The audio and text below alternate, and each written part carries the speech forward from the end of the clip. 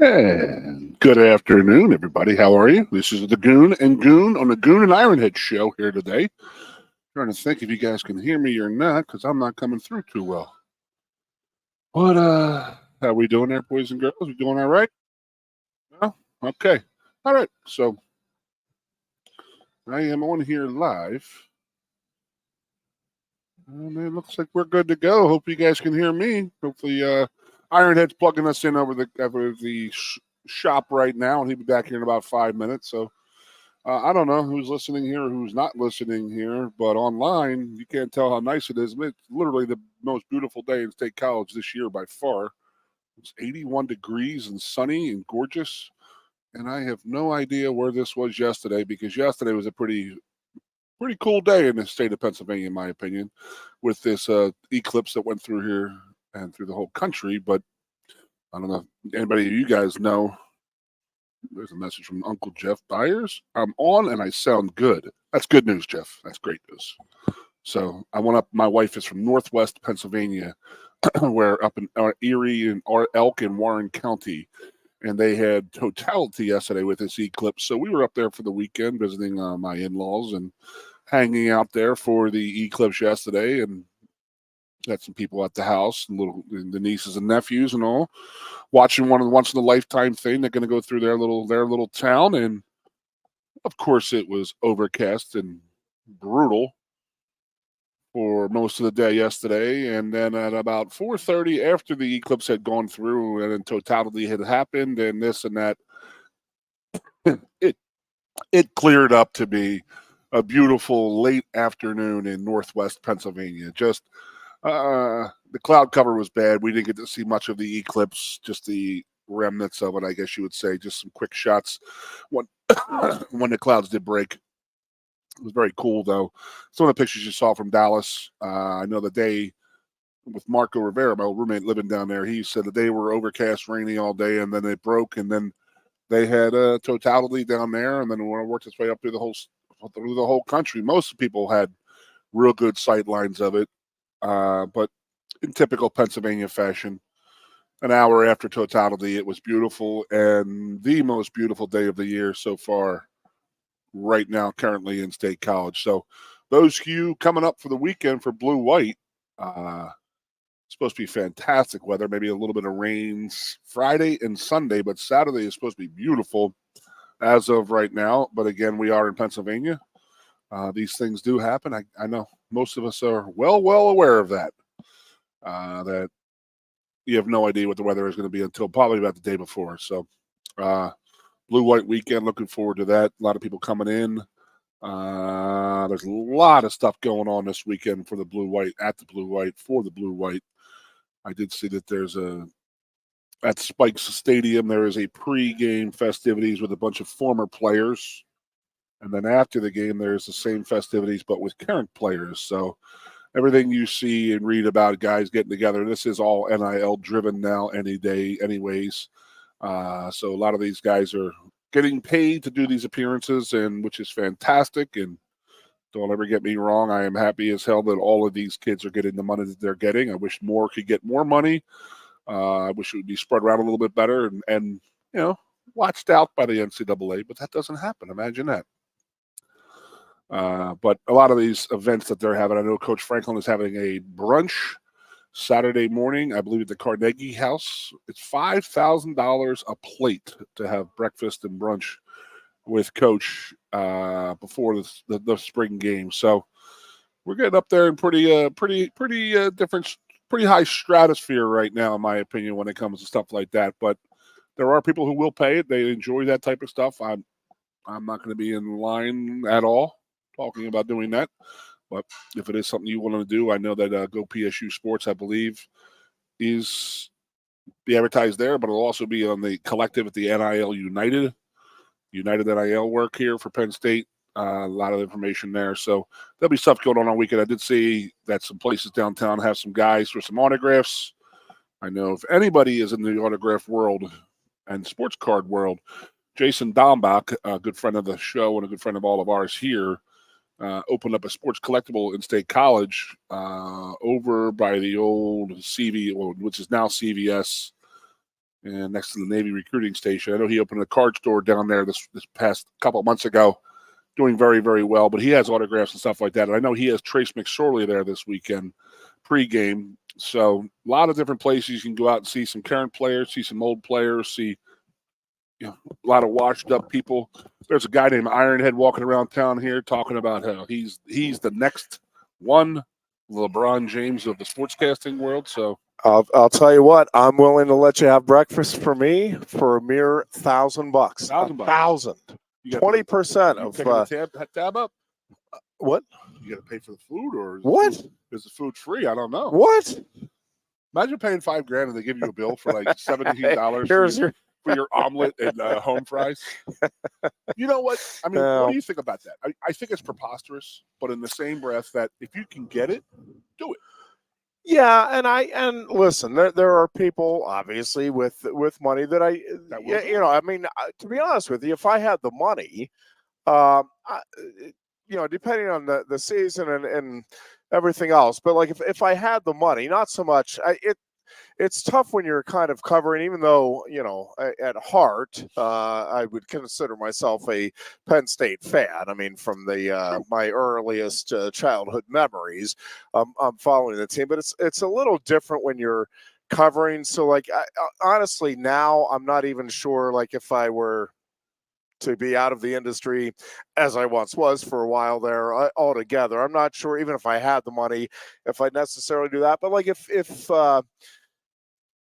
again, the big if is if you have the money. But I mean, if I had the money, like to sit down before the season opener, before the first pitch with Derek Shelton, like that'd be cool. Like for me, that would be really cool. Or sit down with Mike Tomlin before a Monday night game. It's like, hey, come on over for lunch. And again, if I had the money, yeah, I think I would do that if I had, the resources where it's like, hey, you're not bankrupting your family for the opportunity. But no, I think it's I can see that. I think it's a pretty cool opportunity to get to know, to get to know the coach a little better. And they auction off some stuff over the years. They've auctioned off like a fly fishing trip with Joe Humphreys and Cale Sanderson and stuff with the Nittany Lion Wrestling Club, and so there's, there are those kinds of opportunities, and yeah, I do think it's a neat thing if you get a chance to meet somebody that you are a fan of, but maybe also somebody that you respect and want to help, because you are a fan, because you support what they're doing or the program. So yeah, I don't know that it's all that outrageous. I mean, the price, yes, for me, would be just make it not they know they're going to get it, so why not do it? But yeah, right? I mean, and again, if I had the resources, that's certainly something, and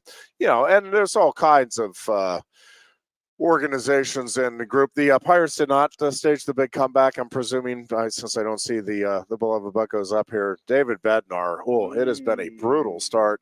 As great as this start to the season has been for the Pirates, it has been brutal. So it's 7-3 for David Bednar, and he has all 3 losses. Oh, they're 9-3. Yeah, best record in the National League coming into the day. I didn't know you knew that. But yeah, 9-3, and yeah. But did they come back on any other games he blew? Oh yeah, they did. Yeah, but Bednar's had 3 blown saves. Now today the Buccos were up 3-1 and end up losing at 5-3 to the Tigers. But yeah, still off to a 9-3 start. It has been remarkable. The Penguins last night salvaged a point, a much needed point in the third period, tying the game before losing to the Maple Leafs. And I tell you, that battle for the final couple of spots in the Eastern Conference and Metropolitan Division, this is quite a race to the finish going on right now. Every day I've looked at it, it's been a different team. Capitals, Flyers, Islanders, and Pens have been in that spot in the last week. Yeah, and Red Wings are in that. It is. Yeah. We'll see. Penguins obviously have caught fire here, but need to stay red hot down the stretch in order to. It would be remarkable. I mean, it would be one of the great stories if the Penguins somehow do work their way into the playoffs, because 2 weeks ago there was. I have an Well, honest I question. think even in the percent, like, it was less than a 1% chance, if I'm remembering right.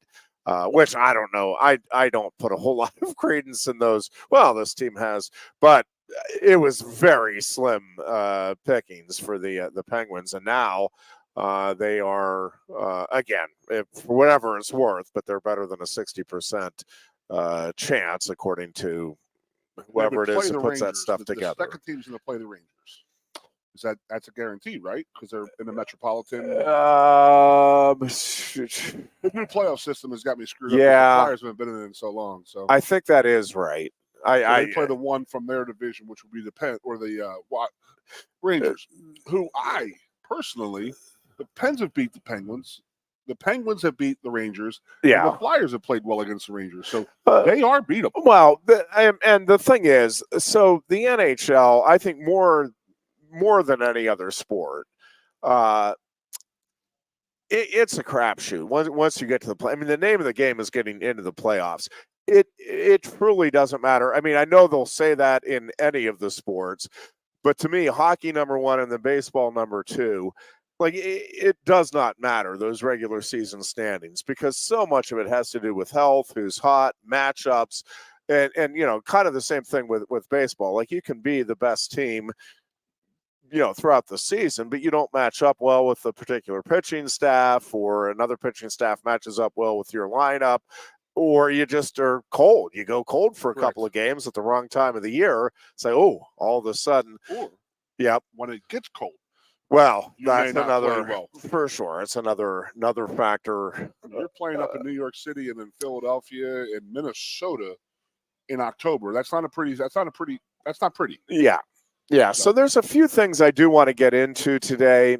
Go back to the Penguins. Yep. So I'm an outsider looking in. I don't like them. That's well known. That's just a character flaw on your part. But do they make the playoffs and say, okay, we can still make this happen next year?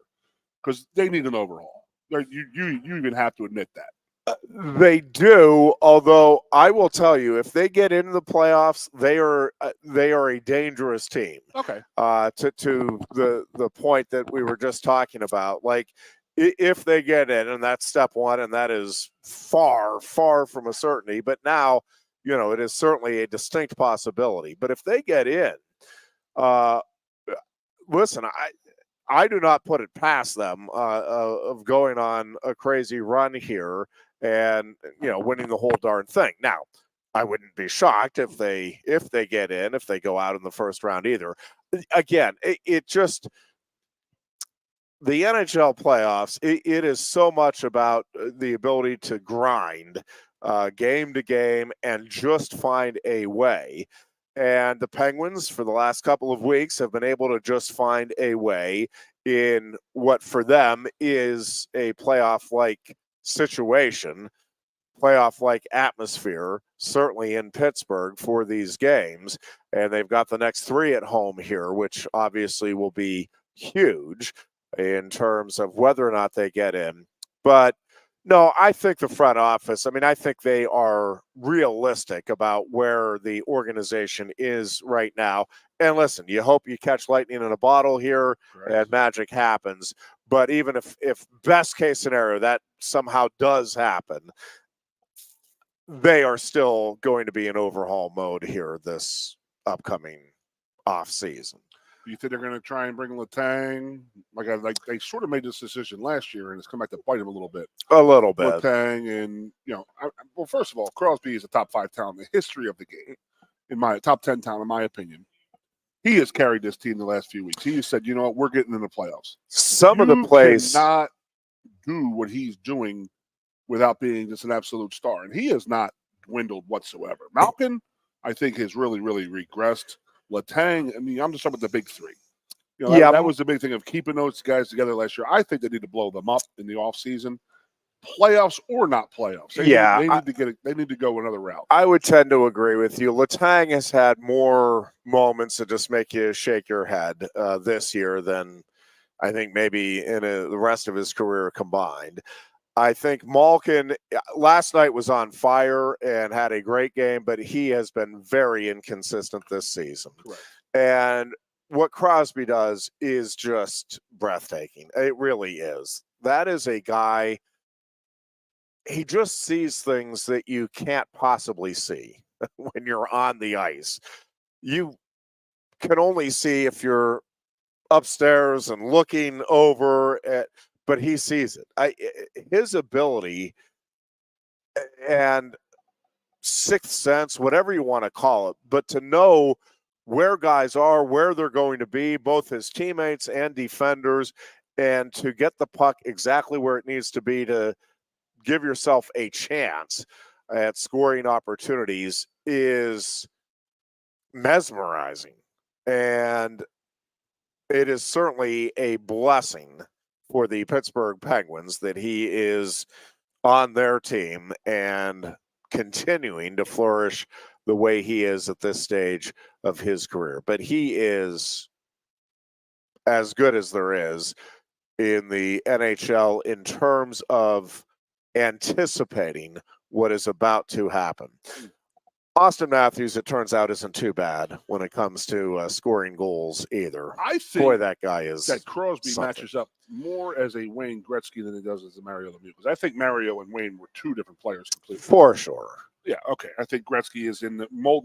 Crosby is in the mold of Wayne Gretzky with his vision of on ice, his physicality, which is how the hell does this guy do this at this size? Yeah. Which is always what enamored me with Wayne Gretzky. Like, this is unbelievable what I'm watching right now. But then you see a guy like Mario, and then you have Yager, and we're both 6'4" each. Like, they're monsters. Yeah. Compared to those other two guys. Yep. So a couple of other things as we delve into this beautiful, most beautiful Tuesday afternoon edition.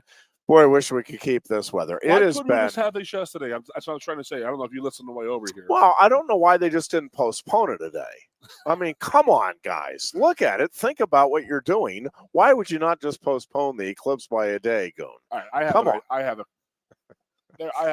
mentioned this yesterday to my wife, and she was like, yeah. And like, what's your point? And I was like, I don't really have a point, but I'm like, there are some smart dudes and smart people in the history of this world who can tell us the next time that what happened yesterday, the solar eclipse, the next time that's going to happen, the exact same time, the exact same area, the exact same date, which is amazing to me. And we're talking 30, 40, 30 years from now. Yeah. Which is amazing to me. Yeah. Which, again, proves there are a lot of smart people in this world. I'm not one of them. There's a lot of idiots also. Well, there is that. What yes, the record clearly correct. show that there are a lot of idiots who on the ground waiting for spectrum. a eclipse yesterday, and it was overcast and cloudy and brutal. And you went over to the Spike Stadium. Yeah, that, right? and a huge thank you to the Spikes. That is not something that they obviously had to do. And certainly they did not have to open it up for free and hand out the Eclipse glasses to anybody and everybody that wanted them coming through the gates. That is not insignificant. That is a big, big deal. Well, I know that Everly School of Science were the ones who put that on with the Spikes. Yep, and that is a big, big deal. How many kids did they get interested in science yesterday? Just think about that. Yeah, right? Yep. That's a future investment right there for that's what I find great, because Carrie's two nieces were with us yesterday. One was too young, but one was so interested in it. It was like so cool trying to explain this to her. And so kudos to the Spikes, kudos to the Everly School of Science. And I understand. As far as it goes, at least I like to think I understand. Penn State is Penn State, but really, yet you had to charge for parking yesterday for the kiddos that were up there. Is that really something you had to do? Well, did they have workers? So they did they have to have workers if you didn't have it's permanent charging? Parking, though, right? Isn't right. it? If you didn't charge, would you have to have it? But it's permanent parking, right? I mean, I don't know. You tell me, because I did see that they had the standard parking rates. Yeah. But then disappointing. Not surprising and perhaps completely understandable. Disappointing. So we move on. couple of things with the Why would they do that? basketball in recent weeks. A lot of discussion on Caitlin Clark and Iowa. And it really got me to thinking about some things. And there's not necessarily a right or a wrong. And certainly everybody is entitled to their opinion.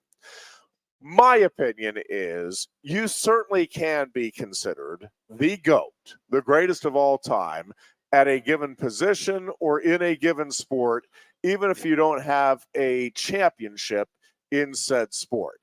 Now, are there exceptions to that? Yes.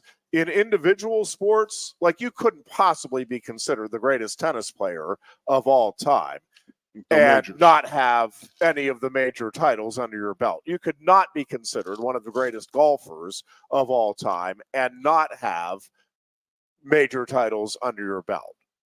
That goes without saying. You can't be the greatest swimmer of all time without winning some gold medals, et cetera, et cetera. I do think, and it varies a little bit sport to sport for sure.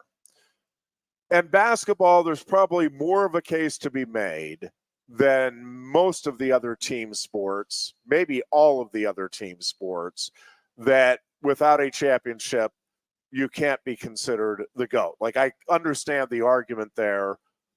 In basketball, probably better than any other team sport.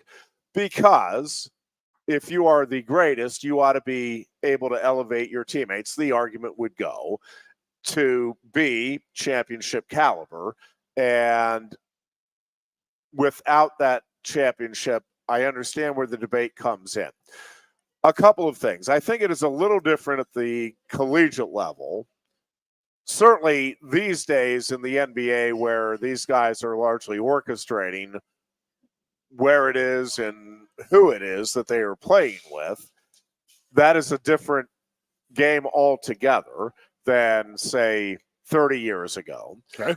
And even with that, because in college, and I get now players have more ability than ever to jump ship and perhaps to coordinate with other potential teammates. Hey, let's all go here. Let's all go there.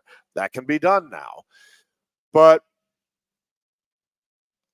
and I don't follow women's basketball. Let me predicate this by saying I'm not sitting here telling you I can definitively say who the greatest player is in the history of women's basketball or anything close to it. I just haven't followed it closely enough. I followed pretty closely when Susie McConnell was here at Penn State. Mm-hmm. There was about a 10-year period there where I followed that program pretty darn closely. Went to most of the home games, just about all of them, and was covering that program on a regular basis. Outside of that stretch, it's just not something I've followed with any regularity. And so I'm not going to sit here and make the argument one way or the other with Caitlin Clark. She is certainly a phenom. She has transcended the sport, and I don't think it's arguable that she's the greatest scorer in the sport. I do think it is unfair to say she can't be considered as one of the GOATs because of the lack of a championship when she leads a program that has never been there to back-to-back title games and loses to two fantastic coaches, programs, and teams.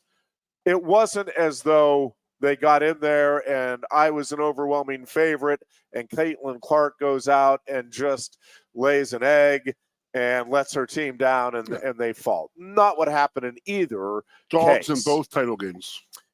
And much like Zach Edey with Purdue last night. You're not going to sit here and tell me that Zach Edey wasn't a terrific player, didn't have a great game, kept Purdue relatively in it because of his play last night. Well, the fact that Purdue lost doesn't lessen, in my mind, what Zach Edey did throughout the course of the season or his career with Purdue. And I've made the argument many times before, and I'm not going to bore everybody with rehashing it today, but I will put Dan Marino on my list of all-time greats at quarterback. I know we were going here. Right away with, yes, Tom Brady, Joe Montana, Patrick Mahomes, whoever else you want to put on the list. Dan Marino was a fantastic, elite talent. Never won a Super Bowl. I understand that.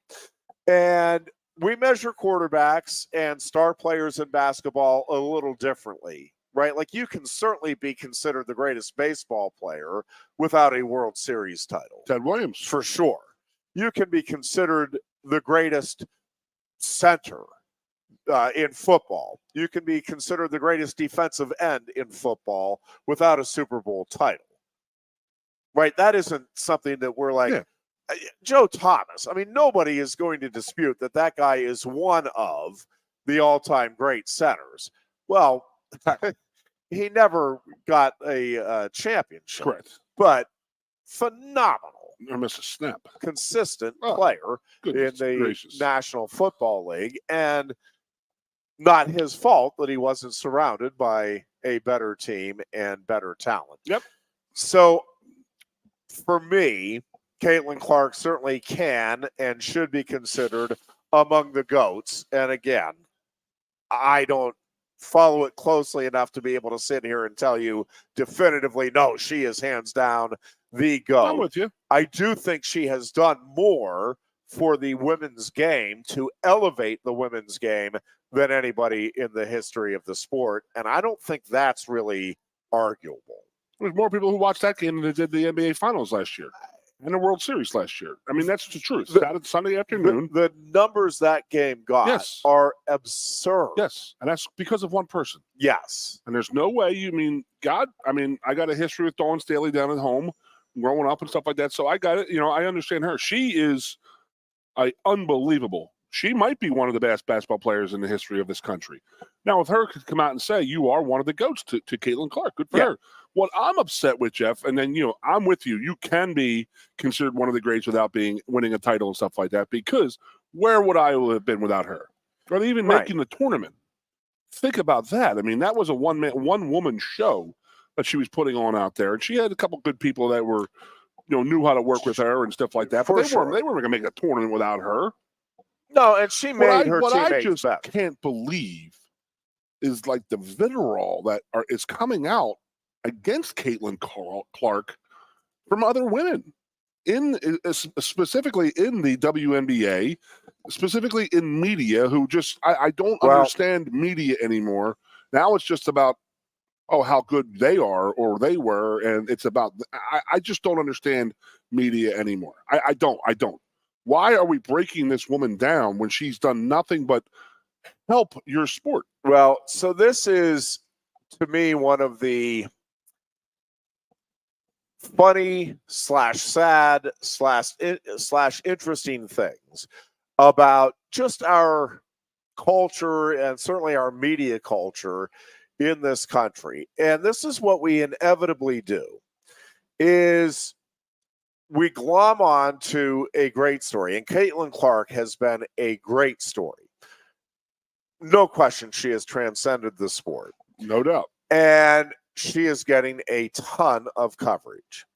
And I do think there are some that are like, hey, I'm pretty darn good too. It's or ridiculous. The players that I'm covering or following or the team I like, if you're a South Carolina fan or you're a UConn fan or what have you, it's like, well, hey, our players are great too. Yeah. And Caitlin Clark might be the best, but it's not like there's this crazy gulf between her and everybody else. And yet she's the one that's getting all of the attention. And she is getting all of the attention. And I do think this is just inevitably what happens. I was listening to a discussion earlier today about what Travis and Jason Kelsey should be doing here in the upcoming year in terms of take every opportunity you have that folks are throwing money at you to sponsor this, to do that, to make this appearance. Do it, because they're going to turn you're never going to be hotter than you are now. And yes, if Taylor Swift and Travis somehow break up, and they won't say that. They won't. They're getting married. They're going to save the planet. Jeffrey. It's not going to happen. How dare you? But in the alternate universe where bad things like that could happen, if that happens, right, how Yep. quickly could those stars fall? Well, just in general, it's at just our some society point, will. yes, there's just going to be an oversaturation of coverage of those individuals, and they both seem great. I have listened to some of the podcasts that Yep. they do. They're fantastic. They are wildly entertaining and a lot of fun. But there are going to be some people that at some point are going to say, all right, enough is enough. That's just too much of that, no matter what it is. Pat McAfee came out 2 years ago. I was like, this guy is awesome, amazing, funny, does this, does that. He is going out and doing everything that is asked of him, i.e., make as much money as he possibly can. Yeah. And he's to the point right now where I believe he's oversaturating. That's just my opinion. And I have actually come out and said that it's a little bit too much, that he's into everything. But you are right, because the way they're going to, eventually something will come up and they will run Pat McAfee out. Well, I mean, I guess they tried to with the ESPN guy, but they fired him on Sunday, the Norby guy. Yeah, that was pretty unbelievable. That him and Stephen A. Smith are pretty much running ESPN right now, if you really think about this.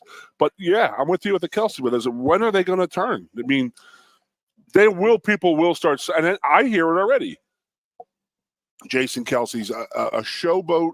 He just wants to be on TV. He's not like that, this and that. And I'm like, dude, it's just natural. I just find it. And they say it's all made up. It's not his personality. It's all this and all that. And I still believe that it is his personality. Like they were like, you're not like, see, comes from the classic old school offensive line guys, and who I normally am.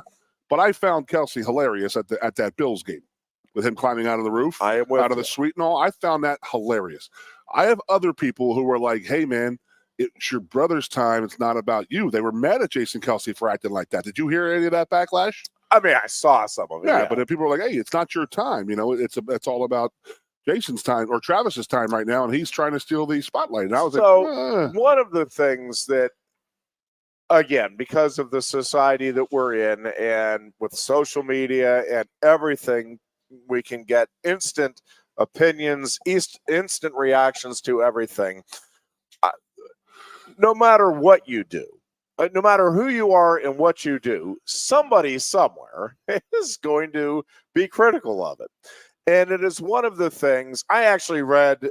There was a story on Caitlin Clark and how she handled the loss, and how Don Staley was more about how everybody just handled everything in the Final Four surrounding Caitlin Clark. And I thought it was a really good piece. And one of the things that they talked about was there are people, and I think this is kind of what you're getting at, are people that were critical of Jason Kelsey. Like, Jason Kelsey wasn't telling the cameras, hey, zoom in on me, watch me do this, right? Like, he was doing it, and the cameras caught it. Well, Caitlin Clark, to my knowledge, has never said, hey, why don't you guys follow me around and really delve into my life story here and see what I do. And this was a story that organically grew from people being drawn to watch her play basketball because of the amazing things she did.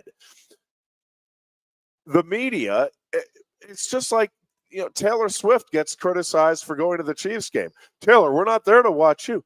Taylor's not. She's going there to support Travis. She's she's aware the cameras are going to be there. I get it. And she's aware that the cameras will be on her. But again, she's not the one saying, hey, up here, look at me. Yeah. It's the cameras, the media that's doing that. But Taylor Swift will get criticized for, oh my God, Taylor, we're not there to watch you. Well, Taylor's not the one that's making you watch her. Yeah. Caitlin Clark is not the one that is printing story after story about herself and following her at the tournament every which way. All of these things, again, it is the media, but it is funny because the media will do that, and then at some point they'll start to respond to the criticism of it's too much coverage. Oh yeah, this person can you believe how caught up they've got? Well, you're the idiots that did it. And to some large degree, you downplaying our society, Jeff? I give a pass to the folks that are in the arena. I think it is one of the and where I was going to go with the Caitlin Clark thing. So there was in that story, they printed out a couple of the tweets after Clark and Iowa lost the championship game to South Carolina. And a couple of them were the effect of, told you, Caitlin Clark's a choker, not a champion, always a loser, doesn't show up in the big games. It's like, okay. And these are written, like this isn't Tiger Woods that was writing these, right? This isn't, I'm trying to think of Derek Jeter that was writing these, right? These are all jokers that have no idea and will never be like me. Like, these are morons like me calling Caitlin Clark, who has carried a program to new heights, who is out there with the spotlight on her producing game after game after game, and some schmuck who never gets within sniffing distance, doesn't have the ability, doesn't have the work ethic, has nowhere near the talent. Oh, yeah, Caitlin Clark's a loser. I told you. What are you doing with your life, you jackass? It's just so. And listen, Caitlin Clark gets. I mean, these people don't care about what these people are writing, but it's just sad at the end of the day, really, that somebody sits there and, well, I know what I need to do today. I need to judge Caitlin Clark because she's out there in the arena and she's not performing to the standards that I've set as a buffoon who's sitting on a bar stool. Who's never watched a women's basketball game. Struck out more than I did in Little League Baseball, but I get to call Caitlin Clark a loser. Come on, man. Yeah. Be better. Let's not kid ourselves. There's definitely think about what you're saying and where you're at, and what the pathetic state of your life has to be for that to be your reaction. Do you catch the racial overtones to a lot of the comments? One of the things but one of the things that I think was really heartwarming, and I'm going to tie this together a little bit here, but Cal Sanderson at the wrestling team's banquet. We had the awards banquet on Sunday. And one of the things that he talked about was Bernie Truax, after a very tough loss during the season, looked up at the sky and thanked God for giving him the opportunity to compete. Not after he won a title, not after he got a big win, after he lost. The people that are in the arena, and I was listening to Caitlin Clark in the post game too, the people that I respect the most, and I'm not saying I don't respect those that it's like winning is everything type thing. Different mentalities for different people, I get it. But there is a different level of respect for me, for people that are like, you know what, I'm going into the arena, I'm giving it all I have, I know the spotlight's on me, and if I come up short, shake hands, congratulations to the other person or the other team, and I go on with my life, and I have the opportunity to compete, to be on the big stage, and that is a big deal. There are not many people that get that opportunity.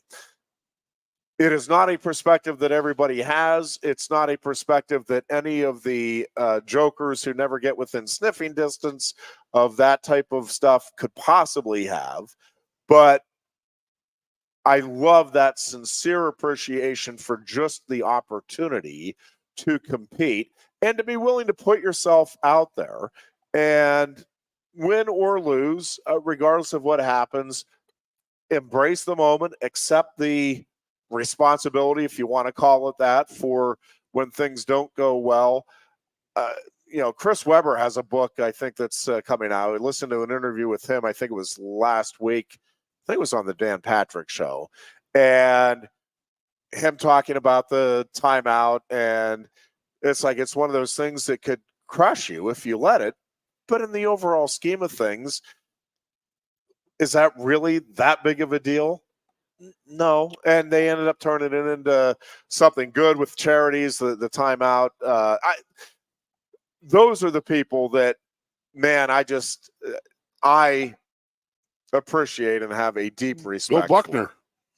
Yep. He passed away, and everybody in Boston hated him for decades and decades.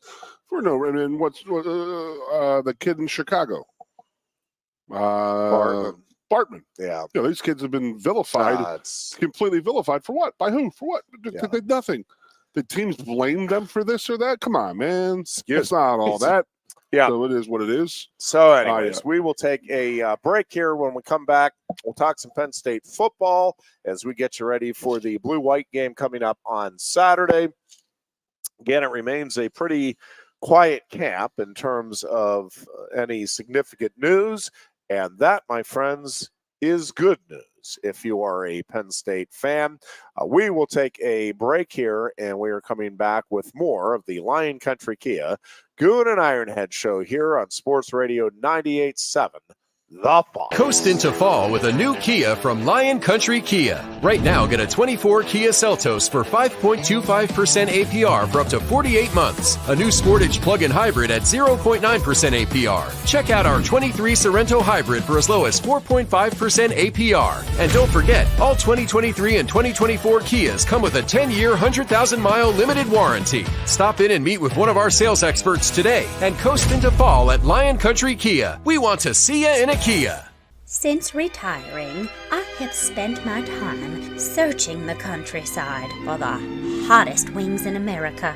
I always seem to end up disappointed. You call these hot? Back off, Luigi.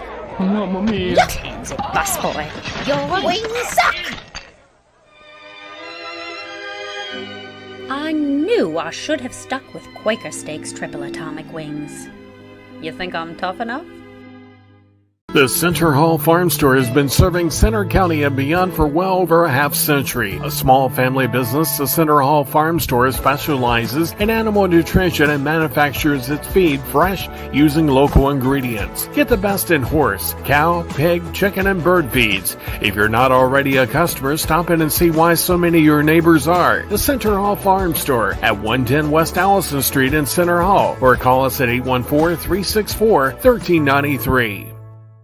Sioka Toyota of Williamsport invites you to stop in today or check us out online. We have the smart path to your next Toyota, like the all-new Crown, BZ4X, the all-new Grand Highlander, Corolla Cross Hybrids, Sequoias, and more. Over 100 new Toyotas here and on the way. Don't make a $1,000 mistake. Choose Sioka Toyota of Williamsport and see the Sioka dealership's difference. Buy or reserve yours today and see for yourself why Sioka Toyota is the only stop you need for your next new car. Sioka Toyota, it just feels right.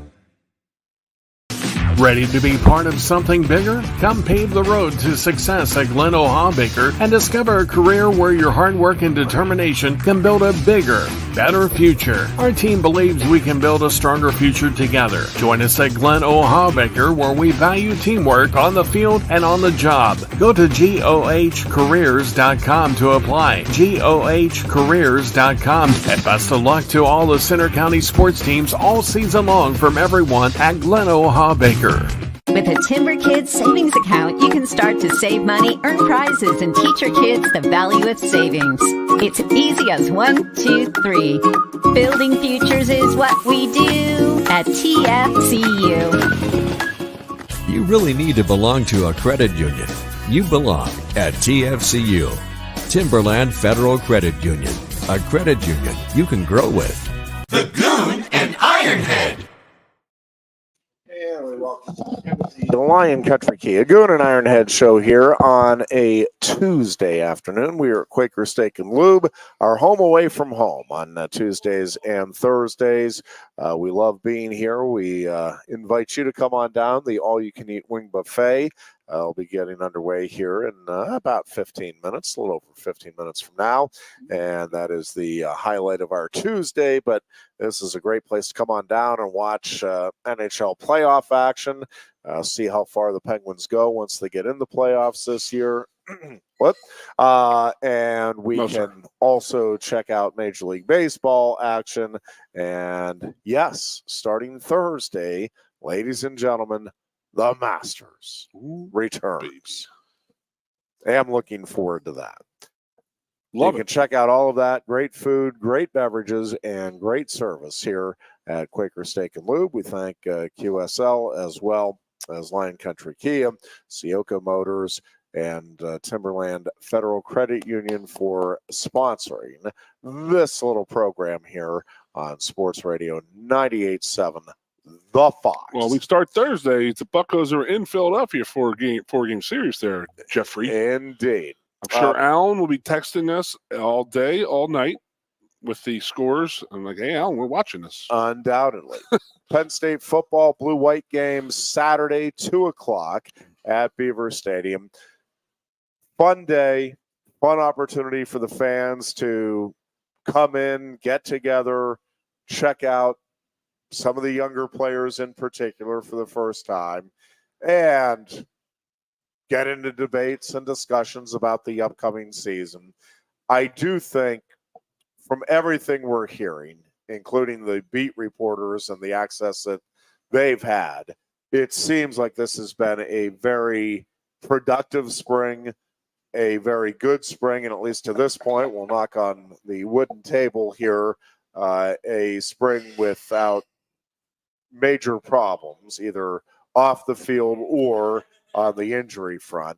And I think, if anything, the expectations are getting a little higher as we go through the spring here because of what this team was able to accomplish last year. I think even though there are certainly questions about how everything is going to mesh with the new coordinators, I think there's general, at least what we're hearing, general consensus that all three hires, offensive, defensive, and special teams, are being well received by the players. And I think, if anything, Goon, it seems to me that there is a maybe recommitment by everybody to what it is Penn State is trying to accomplish and how it is they're trying to accomplish it. I think the communication piece is maybe as good as it's been, and I don't think it's been a problem under James Franklin, but I think it may be as strong now as it ever has been in his tenure. As in, like, the team, like how they're, I mean, I've always thought that Joe Paterno kept a tight lid on the program and what's going on and this and that, but we really know nothing about this team other than, I do hear reports of reporters going there and saying this and that. I'm hearing all kinds of stuff about this Rojas kid. Yeah. Some fantastic stuff about the Rojas kid. Yeah. To the point where they felt very comfortable putting Abdul at defensive end because of the emergence. And this is expected. He was playing this time last year as a high school senior in spring practice with Penn State. He played last year. You could see that he had it in him. But the fact that you could have both of them, that's the best thing, is having both of those guys on the field is fantastic. I remember Puzzlesny, Connor, and Tim Shaw were the linebackers. Then you had Sean Lee, who was 2 years younger than those guys, and like sitting there saying he was ready to go. He was ready to play. He was seasoned, nurtured, ready to go. So Tim Shaw ended up playing defensive end his senior year, if you recall, to be able to get Sean Lee on the field. And that's another five-star type of kid on the field. So getting Rojas out there at linebacker playing every play and Abdul at the defensive end playing every play, there's two studs out there right now on just on one side of the ball. So, but as it was communication from the coaches and this and that, I think he's done a very good job. People they're talking to Kotelnicki a lot. He's got a lot to say in the media. They've talked to him a whole bunch, and Allen also. He's been out there and vocal, and I think that James actually is sort of enjoying that a little bit, where he doesn't have to be the everyday voice where he can just say, hey, Tom, go take this interview, or kind of make it go take this interview type of thing. I think that's where it's at right now. And everything I'm hearing is that it's meshing. Everything is meshing very, very well. And, I think we're going to see, if I were a very high gambling man, it would say that it's probably going to be a very bland Saturday on the practice field, because no one's going to show anything that, because anybody's going to be able to watch this game. Yeah. So you're not going to want to show like different stuff that you're planning on next year. So Kotelnicki will be a very, very vanilla offense, in my opinion, for Saturday. I would think that. Yeah. But you never know. They might just want to say, hey, let's get some buzz around here about this offense coming back next year and go from there and see what we can do. And let's start showcasing some of these guys we have right now. And it could start right there this weekend. I do think this has been as important of a spring as Penn State has had maybe under James Franklin. And we won't really know until probably we get into next season how well this actually went, because this and the preseason practices obviously are going to be critical with 3 new coordinators to how this team meshes and is able to produce in the newly expanded Big Ten Conference and everything that comes with it. But it feels like it has been a very good spring, and I think Penn State feels good about where it's at pretty much across the board. I think the quarterback spot, certainly you feel confident about going into the upcoming season. Running back, I think you feel pretty good about. I think the receiving core now you feel pretty good about. And I think that's probably the area that most of us are expecting to see the most improvement in the upcoming season. And I think in part because of another year of development, in part because of new faces into the lineup, and I think in large part because of the system that Andy Kotelnicki will employ with that group. And right on down the line, I think the tight ends, the offensive line, the rest of the offensive line, I think the defensive line you feel good about. The linebacking core, maybe a little thin in terms of known commodities, but boy, it feels like there's a lot of talent there. And certainly in the secondary, the fact that Penn State is going to, I think, largely employ a 2 linebacker scheme with 4 defensive linemen tells you how good they feel about what they have in the secondary. And I think it gives them some versatility in terms of how they approach different defenses with what they can do with the defensive backs in particular, but the defense as a whole and the different ways you can attack an opposing offense. So the blue-white game is more about just celebrating the fans and having an opportunity to go up and get a little taste of football. Kid-friendly. But the spring, I think, has been critical for the team, and it feels like they are making exactly the type of progress that you would hope they had been able to make during this part of the year. So I would say this past weekend they probably had a scrimmage, and that would have been their end of spring scrimmage, in my opinion, because Saturday's not going to be anything more than just a little showcase out there to get some guys out there and play football and have some fun for the fans. I don't know what they're planning, if there's anything planned. Is James going to be mic'd up? Is it going to be a straight game, 4 quarters, 2 halves? Who knows? But it is nice. And it's always that thing. And it's actually happening on the same weekend this year, Jeff. We've always said, like, spring has sprung in State College, in my opinion, when the Masters is on and the blue-white game's about to happen. So they're happening in the same weekend. Just 2 of the great things. And, it just means the winter's over here. Not to sound like a groundhog coming out of a tunnel, or a bear coming out of hibernation, but it is beginning of the spring and the summertime up here, which is literally the most beautiful time of year in Central Pennsylvania, and weather's supposed to be real nice this weekend. This Saturday, Friday, Sunday are calling for rain. So hopefully that hits and then holds off, the type of thing. It doesn't hit on Saturday. Yeah. So, because that's the worst thing that could happen. And then they're not expecting like super cold weathers. Like there's been some blue-white games, Jeff. I think the old adage was if you ever want to have a snowstorm or rain, just wash your car or have a blue-white game. Yep. Because it's always cold and yucky, but every 3 or 4 years you have a beautiful one, and I think this might be the one this year, for the next couple of years. Boy, the weather has been brutal for high school athletic directors and the spring sports trying to get in games over these last couple of weeks.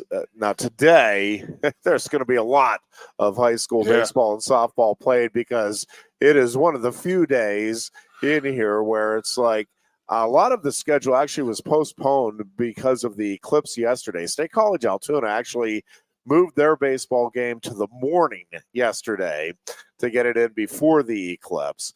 But did they cancel school? A good number of games. Most of the local schools, not all, but most of the local schools let out early. Okay.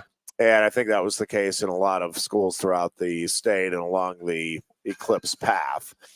And when you look at trying to reschedule those games, when there is the series of postponed or canceled games, it really becomes a challenge because not only are you trying to get open dates for both teams and hoping that this time you get good weather, but you are also needing to coordinate with the facilities, with the umpires, and the umpires is a big part of it because a lot of these umps now are working multiple leagues, multiple sports, because there is a dearth of umpires and sports officials in the PIAA level and really across the board right now. And it is a real problem for high school athletics trying to reschedule these games and get all of the necessary personnel lined up. And it, again, has just been very, very challenging and will remain challenging if the weather we're expecting. Well, actually, because of the expected weather, I think most of the Thursday and Friday schedule has already been rearranged. You talk about the people who make fun of Caitlin Clark on Twitter and stuff like that or on social media. How about the dearth of umpires and referees we have as parents of players in high school and youth sports nowadays? Yeah. It's horrible. It is. Horrible.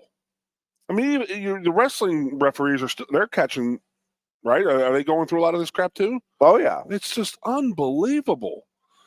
I mean, I know you see Twitter and they show a lot of different things, but you see high school wrestling and like mom and dad are like running onto the mats now, attacking a referee or attacking an opposing. Like, come on. Yeah. Like, we've lost control as a society if that's what we're allowing and if that's like sort of like okay. But the fact that we can't find referees, like, okay, say, there's 7 umpires in this town, say, in this county who are legal. I mean, there's 14 games. Guess what? You can't have 14 games. It's nuts. It is a challenge. And everybody's trying to make these games up on days like today. And I mean, how these umpires are there, they're going to get work, but can everybody get their games in? It's nuts to think about. Yeah. And then this is not a new thing. This has been going on for at least 5 years. I remember a friend of mine 5 years ago said, no way, I am never doing that again. And he was a referee for 10 plus years. He goes, I won't do it. I can't deal with the families, the parents, and the coaches. It is out of control. Coaches, athletic directors, parents, it's nuts.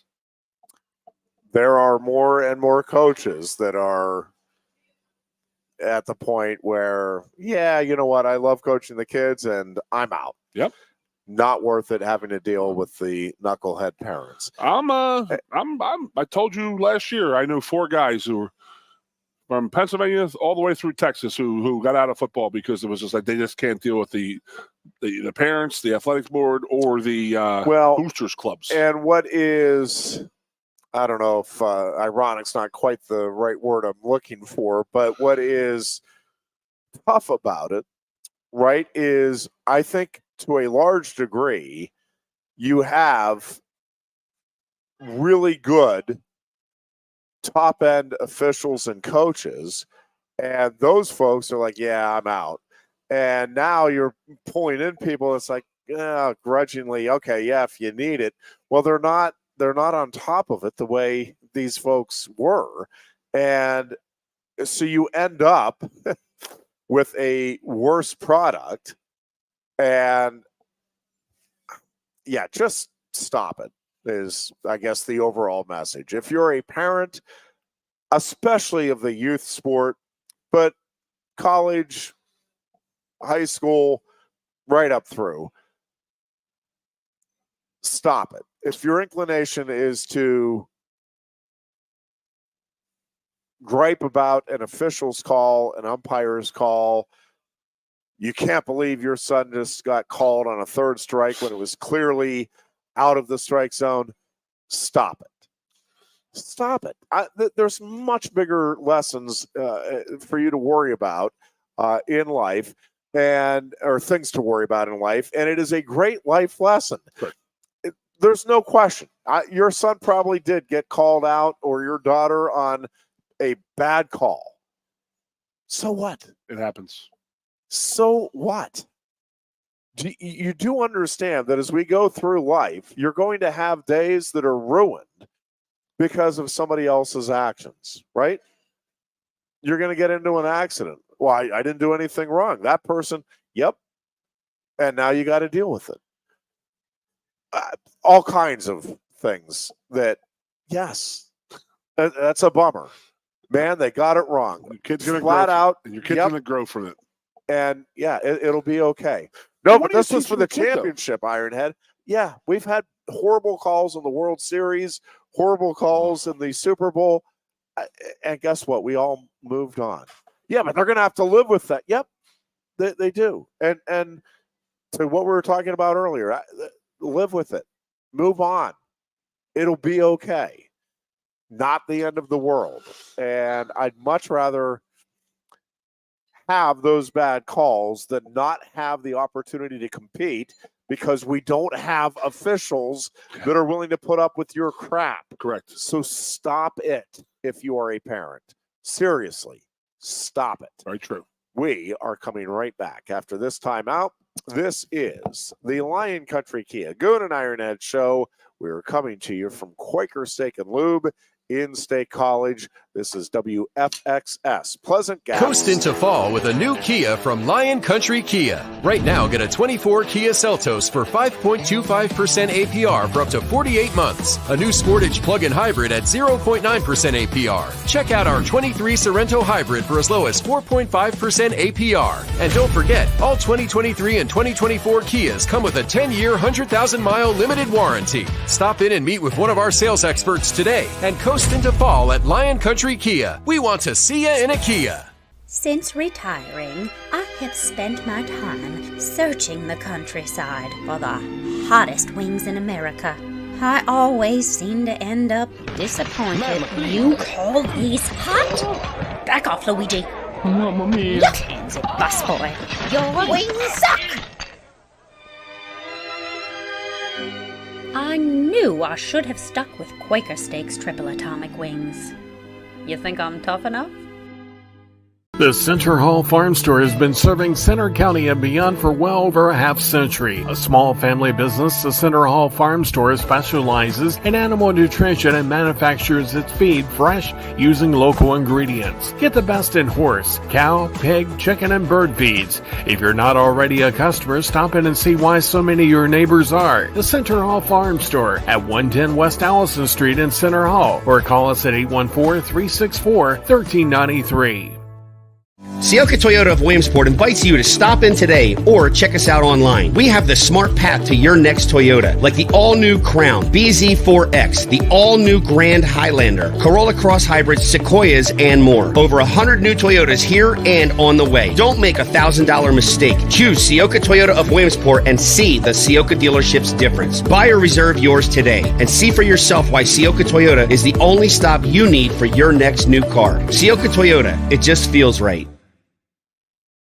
Ready to be part of something bigger? Come pave the road to success at Glen Baker and discover a career where your hard work and determination can build a bigger, better future. Our team believes we can build a stronger future together. Join us at Glen Baker, where we value teamwork on the field and on the job. Go to GOHcareers.com to apply. GOHcareers.com. And best of luck to all the Center County sports teams all season long from everyone at Glen Baker. With a Timber Kids savings account, you can start to save money, earn prizes, and teach your kids the value of savings. It's easy as 1, 2, 3. Building futures is what we do at TFCU. You really need to belong to a credit union. You belong at TFCU. Timberland Federal Credit Union. A credit union you can grow with. The Goon and Ironhead.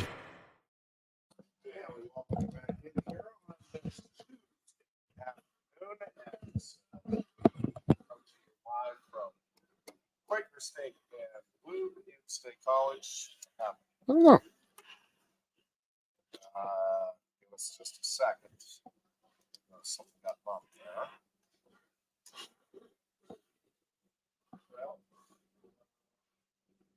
there we go.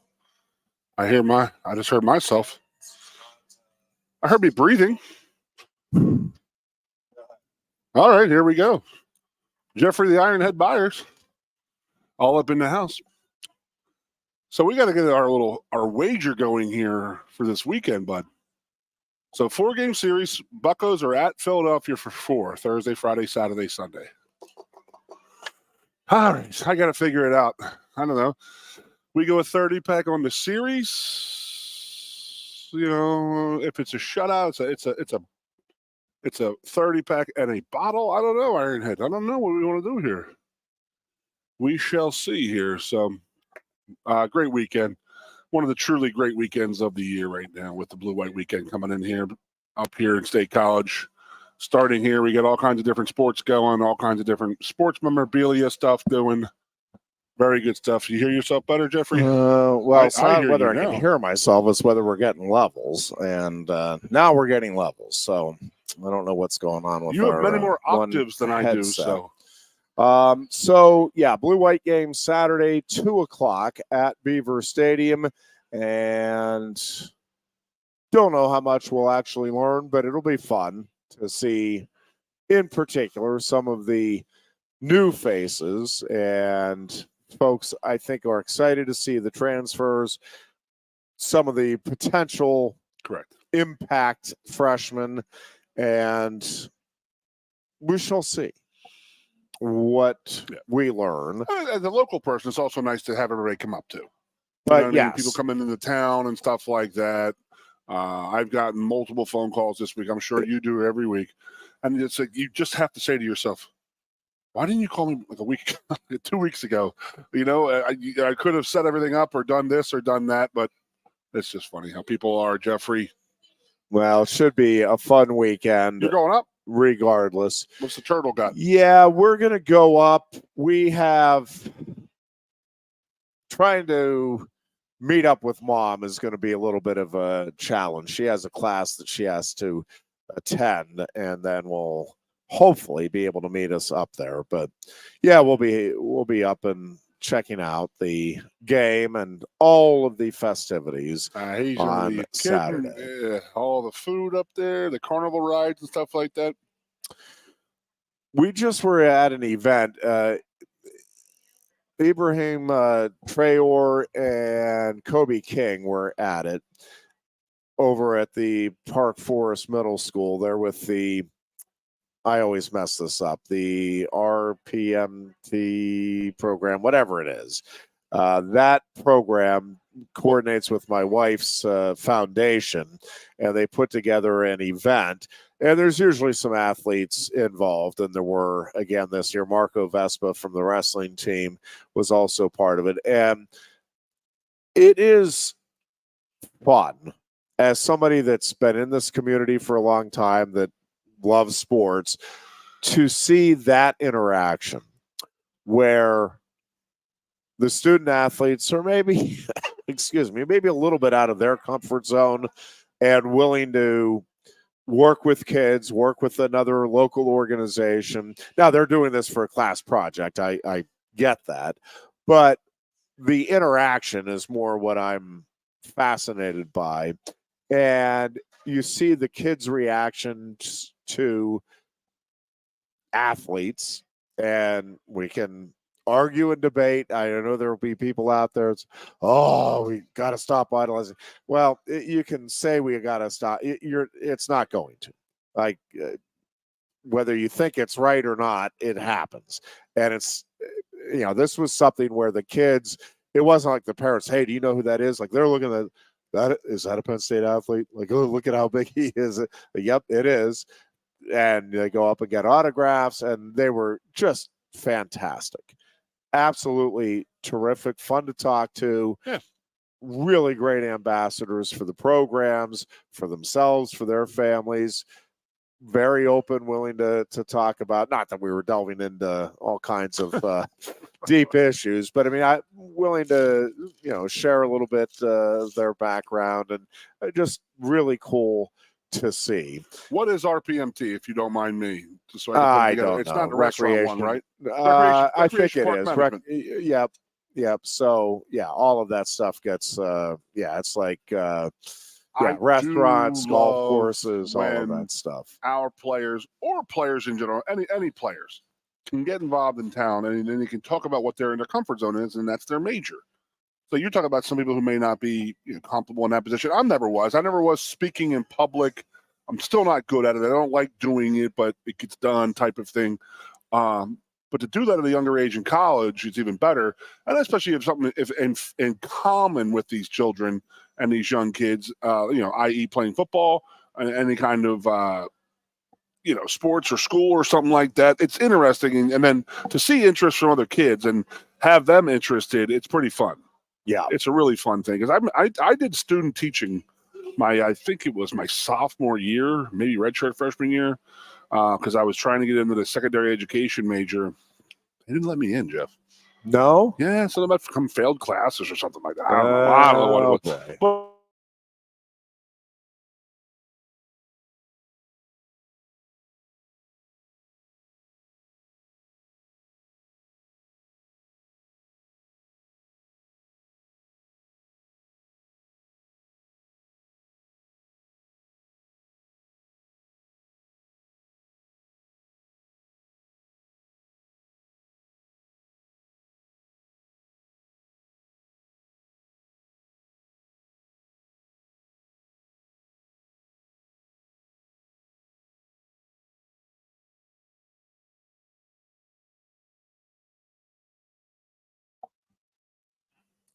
not today. nah, we're cleared.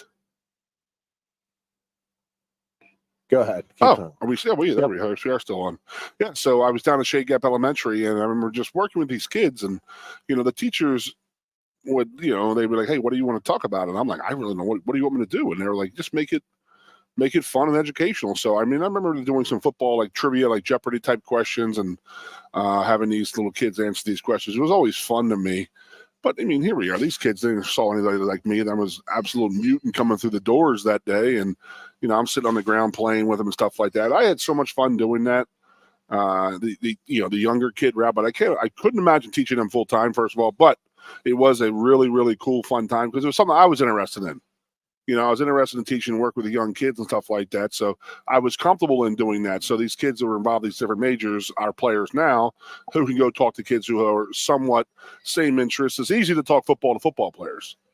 I mean, you could talk wrestling to wrestlers all you want, but it's like, the kids who aren't wrestlers, who aren't football players, how do you talk to them? And it's just, that's what you got to learn as a guy growing up and, football player and, going out and helping kids out. It is nice to see them willing to do so and to embrace it to the degree that those guys did and that others have over the, I don't know. And wrestlers have done it. Wrestlers do it a lot, because you get a lot of guys who actually want to go out and speak to children. Yeah, it's been interesting. There's a couple of things that just have stood out recently, and different things that I've been involved in. Talking with Marco Vespin, I think he'd be okay with me sharing this, but we were, again, at that event with my wife's foundation at the Park Forest Middle School, Jana Marie Foundation, and they put together this event in conjunction with the whatever that major is. I always get the letters mixed up, but Recreation Park Management and Tourism, or Tourism Management, whatever it is. It's a great, I should learn it. I get it mixed up all the time in my head, but it's a great collection of individuals, and it's a great major. And that event every year is just a whole lot of fun to watch. But I'm talking to Marco Vespa about just, hey, what are you doing afterward? And he's going to get a master's degree, but then he wants to get back into coaching. And the gist of what he told me was that I can't not pay it forward or give back after all that Cal has done and given me. He's like, I have to. Dude, that's the forward for Cal's book right there. That should be said right there. With the sport. And then you turn around and it's just, so we keep talking about being willing to be out there and in the arena, and what a big deal that is. We had a kid, so the Mad Turtle will be 9 here in July, loves baseball. I think if he had to pick a favorite right now, and he loves everything playing or watching around, but baseball has been his go-to to play. And this year they go to kids pitch, and we've only had 2 practices now because of the weather, and so yesterday was practice 2. And there's another young boy on the team, and everybody's, do you want to try being a catcher? Do you want to try being a pitcher? All of these things.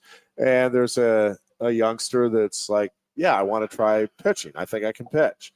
And balls are high, balls are outside. We were doing a little bit of a scrimmage. There was another team that was willing to just to get a feel for it. And we're like, the head coach is like, don't try to throw hard. We're just playing catch. Just play catch with the catcher.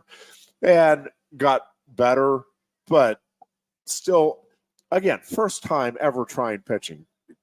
For folks that don't know, when you are an 8, 9, 10-year-old, that rubber to home plate is a distance, folks.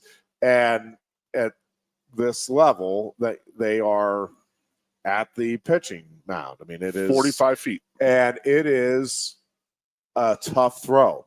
Well, the kid, and again, this was a scrimmage, but he's in tears because he feels like he's not doing, he threw whatever it was, 8 pitches, 10 pitches, and was having trouble finding the plate. And so he comes off, and it's like, my man, number one, we are so proud of you for being willing to go out there and give it a try. You are going to get better. Like, this was the first time you ever did this. You're not going to be an expert. We don't want you to be an expert right now. You are going to get better. And I think, we talked him through it a little bit, and he went back out and played the rest of the game at other positions too. And everybody only pitched to like 2 or 3 batters that wanted to pitch.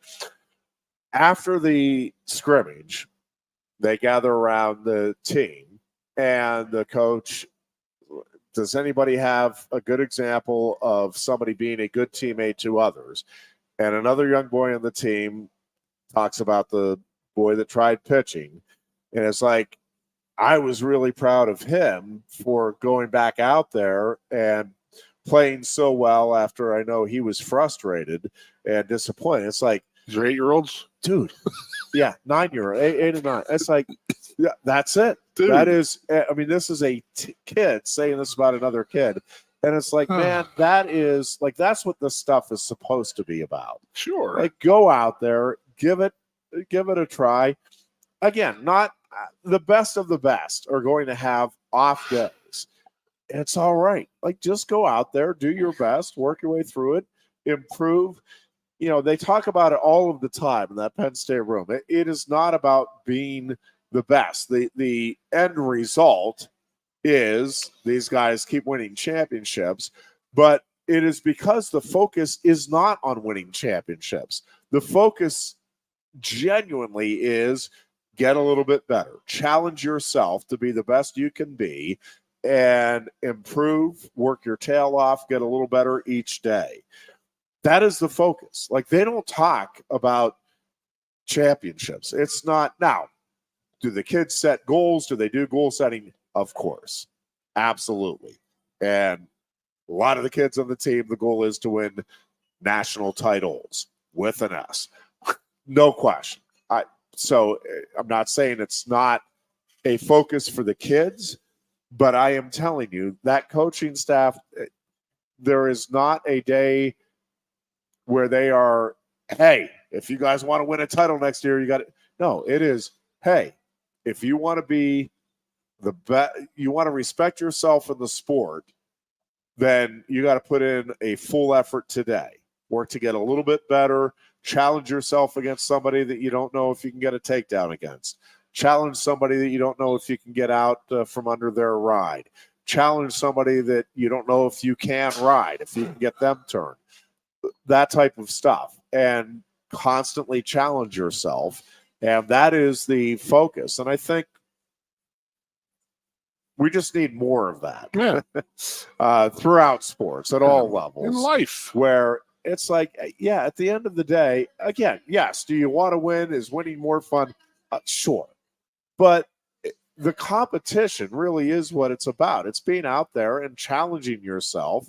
And again, if you lose, again, bummer. I mean, I'm not saying especially if you put a lot into it, it shouldn't hurt. It shouldn't affect you at all in the moment, but then learn from it and go out and be a little better next time. Honest question, Ed. Like in State College, literally growing up. Yep. How many kids were not State College, high school, State College, grade school, middle school, whatever kids?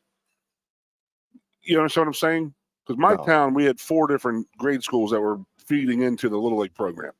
So there's 3 different schools. I had no idea who these guys were. You know what I'm saying? Where did you go to middle school?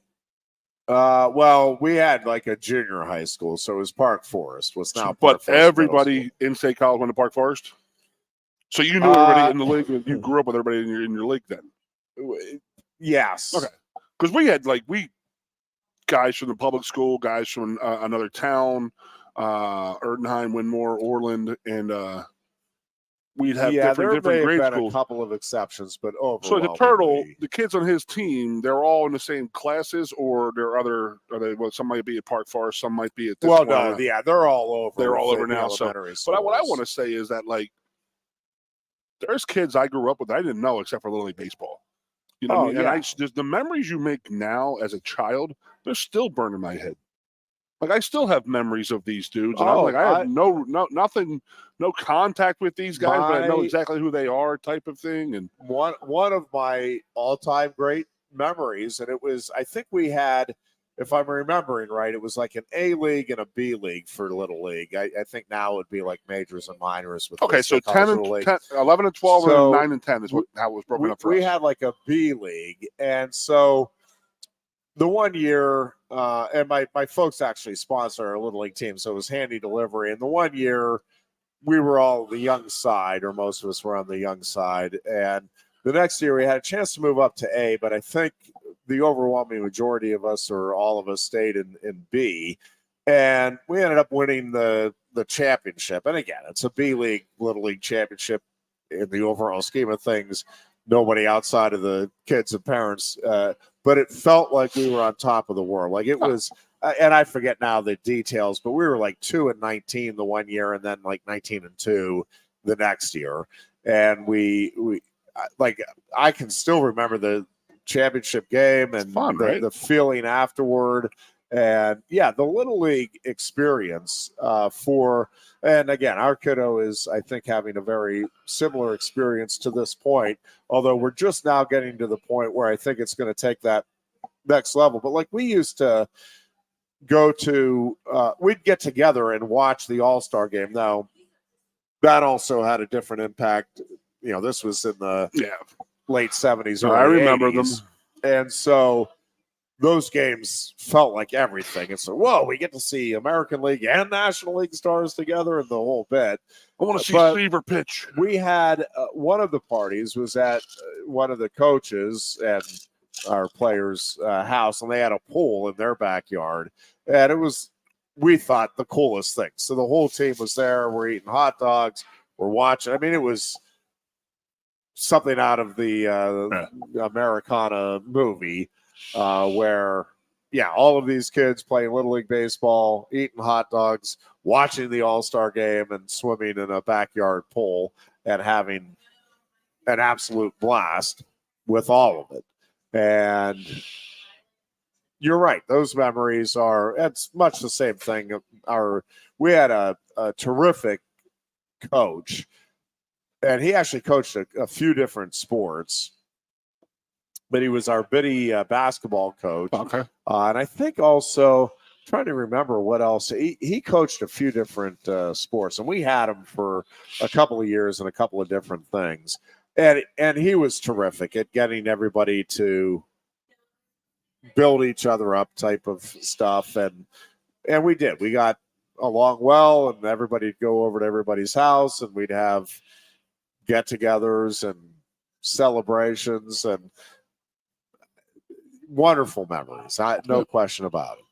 And again, to me, we just need more of that stuff and less getting caught up on whether or not a youth umpire got the ball or strike call right. Nobody gives a crap. This guy stinks, Jeff. You as parents need to stop giving a crap. Yes, so the reason I'm asking about all that is because what I heard you say about the kid telling about another player on the team saying, I'm glad he stuck with it and played because, you know, he was frustrated. And see how hard it is for an 8, and how can an 8-year-old say that? Yep. And not a 58-year-old say that? Yep. Out of the mouth of babes, buddy. Out of the mouth of babes. Amen. Yep. Master starts Thursday. Oh, yeah. We'll get into that. It is a fun weekend. Tiger looks like his planning to play down there, testing everything out. You see the interview with Tiger today? He does look old. The draw. He is he's not as spry as he once was. I think that is fair to say. He looked a little chubby in the face, and his hair was a little disheveled. You know, he just got off the course probably wearing a hat and all that. But he is receding big time. And how do we get on to a discussion about me? I thought we were talking about Tiger. The receding hair. Oh, wait, what? There's one thing me and you are never going to lose is our. Yeah. We're never going to lose my chins or our hair. We're going to be good. We're not going to be bald people. This is very we true. We got that going for us. That's what we got going for us. So. It's about all we got going for us, but we got that going for us. I mean, obviously the Masters is it is the spring's here, summer's almost here type of thing.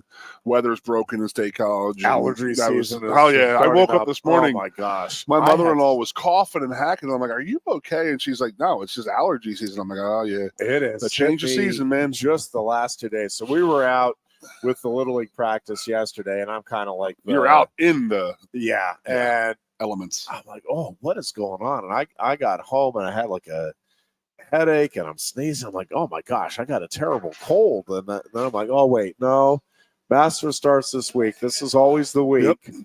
So I got to make my annual run to the drugstore for my Claritin. Claritin seems to work very effectively for me. So. But I need to do that sooner rather than later because I've had a couple of fits today with it as well. We will take a break here. We are back with a final segment. It's the Lion Country Kia Goon and Ironhead Show. We are coming to you from Quaker Steak and Lube in State College. The all-you-can-eat wing buffet is underway. Coast into fall with a new Kia from Lion Country Kia. Right now, get a 24 Kia Seltos for 5.25% APR for up to 48 months. A new Sportage plug-in hybrid at 0.9% APR. Check out our 23 Sorrento hybrid for as low as 4.5% APR. And don't forget, all 2023 and 2024 Kias come with a 10-year, 100,000-mile limited warranty. Stop in and meet with one of our sales experts today and coast into fall at Lion Country Kia. We want to see you in a Kia. Since retiring, I have spent my time searching the countryside for the hottest wings in America. I always seem to end up disappointed. You call these hot? Back off, Luigi. Mamma mia. Your hands, busboy. Your wings suck. I knew I should have stuck with Quaker Steak's triple atomic wings. You think I'm tough enough?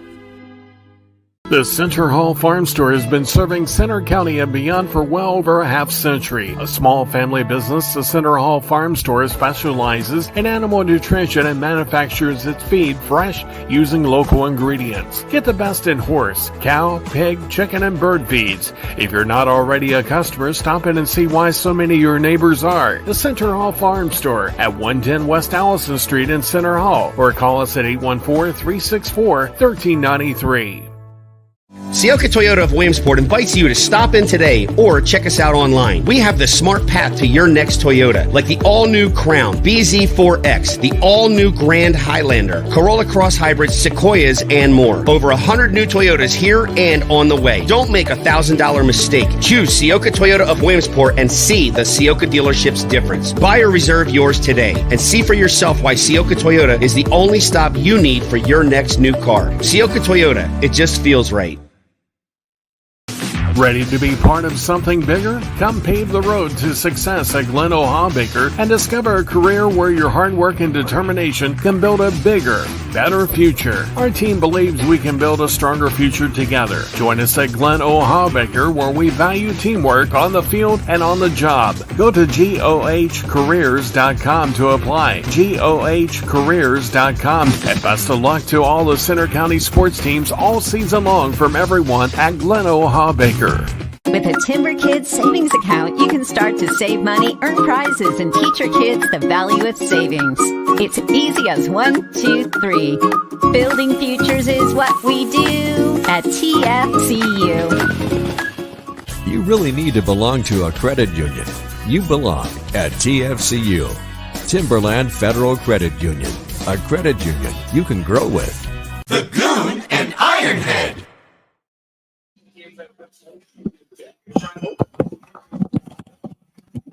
All right, we're otherwise distracted. It's easy to get distracted here at the Lube. It's the Lion Country Kia Goon and Ironhead show. We are here at Quaker Steak and Lube in State College. Again, the all-you-can-eat wing buffet is underway. It is a gorgeous day and one of the few nice days we've had recently to get some of the spring sports in. So I know a lot of the local teams do have baseball and softball games scheduled today.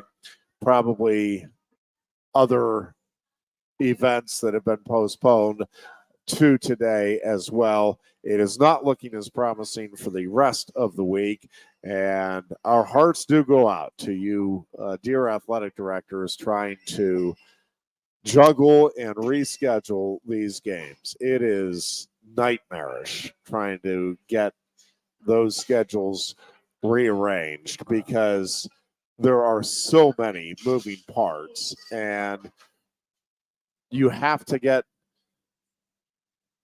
a date. You have to start with the umpires. You have to find out if there are umpires available before you can even go to the other school.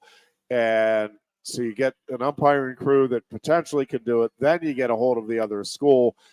And right now, because there have been so many games postponed, it is going to be really challenging to get all of the games made up. There's just only so much that folks can do in trying to get everything coordinated and worked back out. So my guess is you're going to have probably a couple of fewer games than you normally would have with the local baseball and softball teams when it's all said and done, because there's just a limit, again, to what all can be done in the rescheduling attempts. It does stink.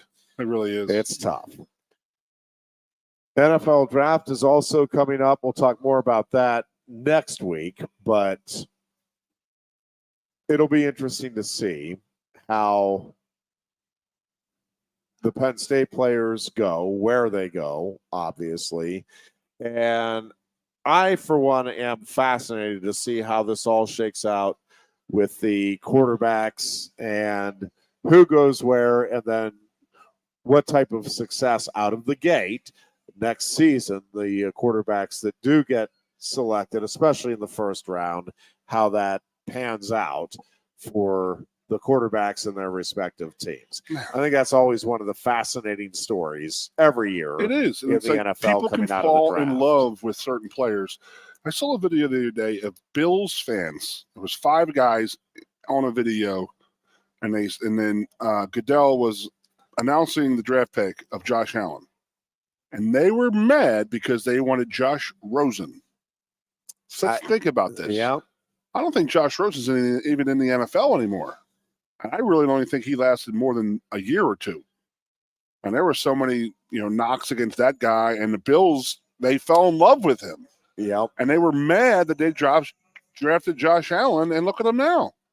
Like it is funny to see how some people fall in love with certain players or certain this or that, i.e. I will go with the Eagles and the whole Ricky Williams thing when they wanted Ricky Williams to be a Philadelphia Eagle, and they didn't draft him. They drafted Donovan McNabb, and people booed McNabb, and McNabb never got over that because he's a mental midget. He still is what it is. But did you ever know why they booed him, Jeff? This is one of those Philadelphia secrets, just much like the Santa Claus. Yeah. The Santa Claus thing, which is, he obviously wasn't the real Santa Claus. The Philadelphia fans were letting people know that when they threw snowballs at him in the 50s. But Ricky Williams wasn't the real Santa Claus. It was not the real Santa Claus. They had an imposter out there. That is not true. It was an imposter, a drunken. That is not true. So Ricky Williams was the first-round pick of the Philadelphia Phillies. And they were going to have him play center field. And people had these ideas of this super running back playing center field for the Phillies in the offseason. That's why people were so enamored with Ricky Williams, because he had played two summers with the Philadelphia Phillies in Clearwater. So people were like, oh, my God, this would be absolutely amazing. Can you imagine having Ricky Williams as your star running back during the football season and then goes and puts a baseball uniform on and plays for the Phillies? That's why they wanted him so bad. I think that's not true. I think that it was that Ricky was going to get them cheaper pot. That they felt like Ricky's connections would help them with their pot dealers. I think the cheapest that's pot the out there probably at of why they wanted Ricky Williams. It's like Ricky will get us the good stuff, and because of who he is, he'll be able to get it to us cheaper than our current dealers. I would tell you about the autograph I got from him. I won it in an online auction at a buddy of mine's memorabilia store. It said Ricky Williams, and his autograph said "Smoke weed every day." Literally said "Smoke weed every day," and it had a Dolphins colored uniform, but it had a pot leaf as the emblem on the helmet, and in the jersey he had pot leaves all over it, and it's one of those things. God bless him. I also have a baseball that says Pete Rose, "Sorry I bet on baseball." Literally signed it, "Sorry I bet on baseball, Pete Rose." Real? Yeah, you can find them online. There's a ton of them. Is that right? Yeah. I did not know that. Yeah. So just imagine the autograph world. So yeah. So I was talking about before before you were turning us on over there, and that is all the signings and stuff like that over the weekend. So I know Jason Dombach down at the State College memorabilia store down on South Atherton just opened his store recently. He's going to have Trace McSorley there. I don't know the date or time. Maybe Friday. Could be Saturday. I know that the Spike Stadium is having a football Letterman get together. I know that LeVar, I believe Maudie, Hackenberg, a couple other guys are going to be there pregame, and then postgame they're going to have current players in there for autographs and stuff like that. But all this stuff is to benefit the NIL. I believe the tickets are $85 for the benefit, but I don't know if that's a pre and post or one of each or both or one or the other. I don't know. So a lot of stuff to do. It's going to be a nice day Saturday as of right now. Friday and Sunday we don't know, but Saturday is as of now looks pretty good. So pack the kids up, man. Come up and have a good time. Carnival rides are out there. It's supposed to be in the 60s. Beautiful time. Pack a cooler, have a few beers, bring the wife, kids, whatnot, have a good time, man.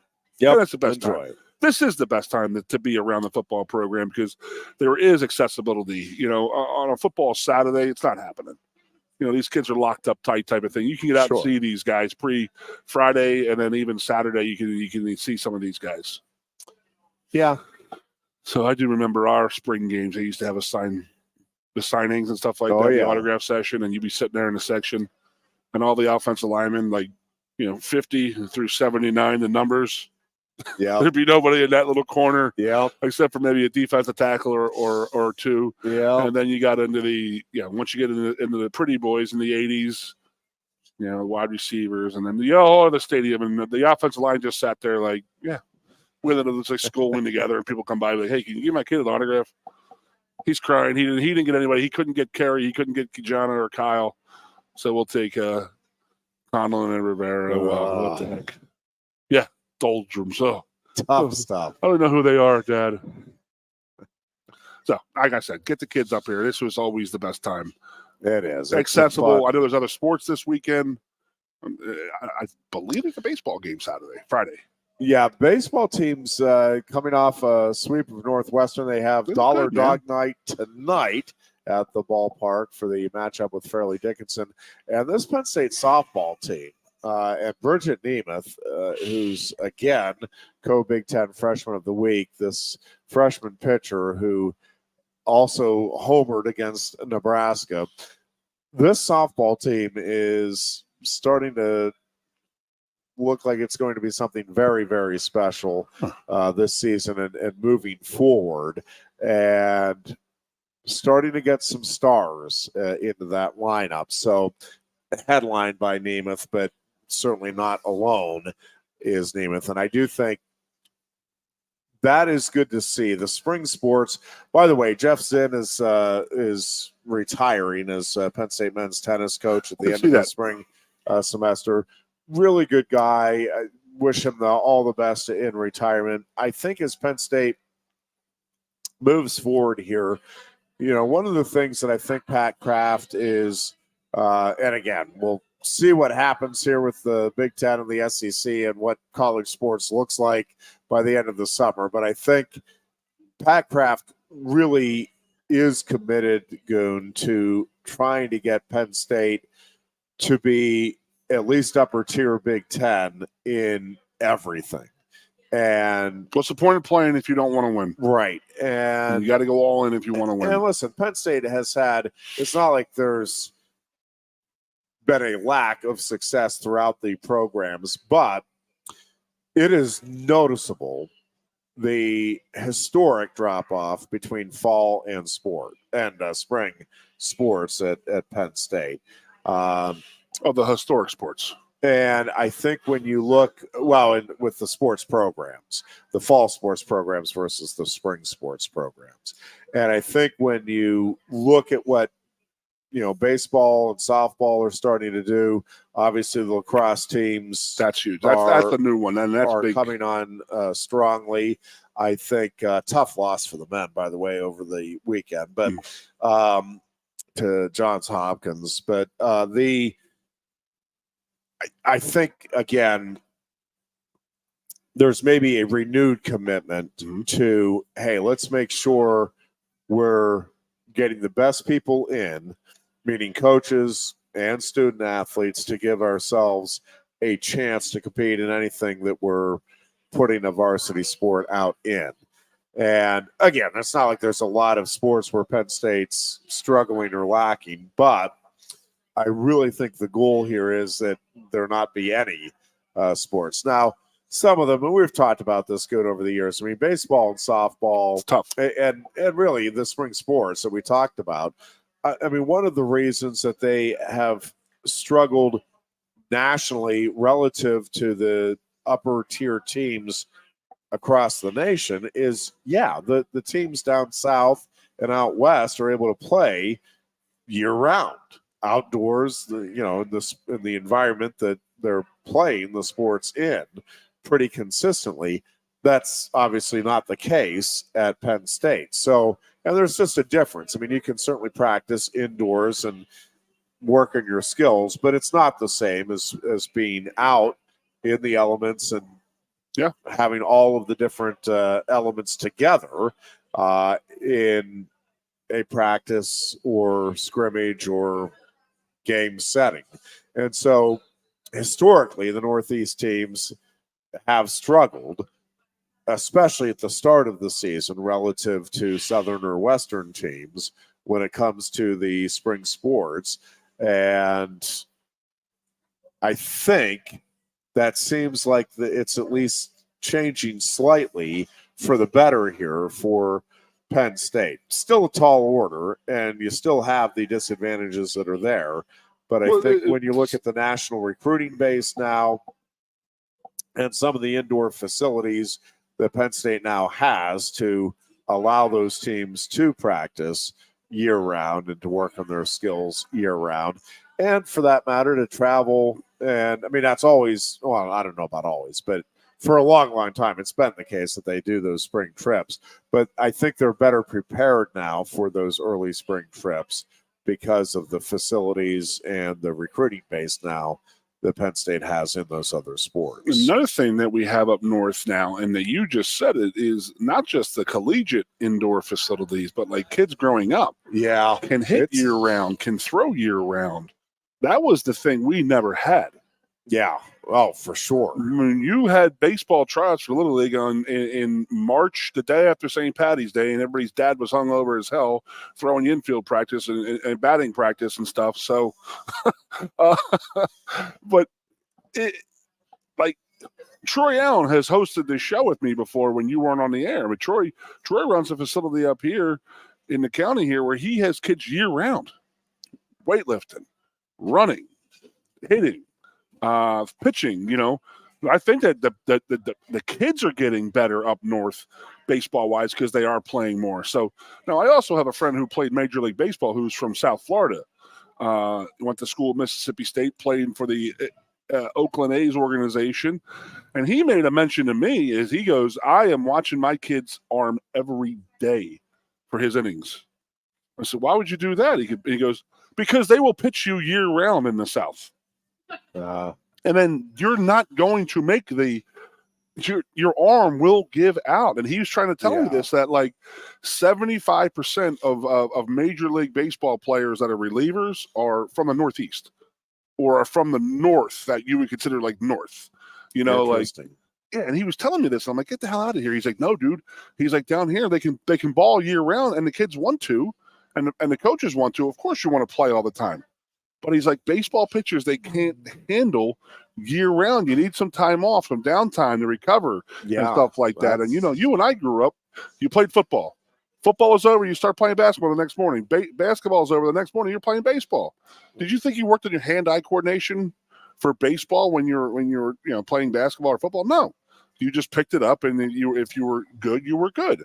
Yeah. These kids year-round can specialize, and they can go to they're getting lots of different opportunities, and they could play everywhere, inside, indoor, and train and stuff like that. I think the kids are getting better with baseball around here, including Philadelphia and the Jersey area. I'd say in the Northeast, where you and I grew up, and it was like, today would be the first day we probably go out and have a catch with our dads. Yeah, I mean, especially in the last 10 days. I mean, no doubt. I mean, no one didn't be able to do anything with athletic-wise the last 10 days because of this rain. But now it's broken, and now it's like, okay, now tomorrow morning you can wake up and your shoulder's going to be sore as hell from having catch with the little man tonight, buddy. Yep. So, I mean, yeah. But there is a lot of different things that are happening for young kids nowadays, and I'm going back to what that Little League kid said, man. That was pretty cool. I'm still stuck on that, man. I'm still pretty. It was. That's good to hear it. Out of the mouths of babes is what the saying is, and I think it's a true thing. So, all right, we got 9 minutes, Jeff. Yep. What are we talking here? Couple of things. The Phillies Pirates. What are we talking? Olympic trials are coming up for wrestling. Phillies Pirates. What are we talking? Talking first place Pirates. They play Thursday through Sunday this week, bud. They do indeed. Olympic trials will come up the weekend after the blue-white game, and it is going to be fun to see. Did you get all of the different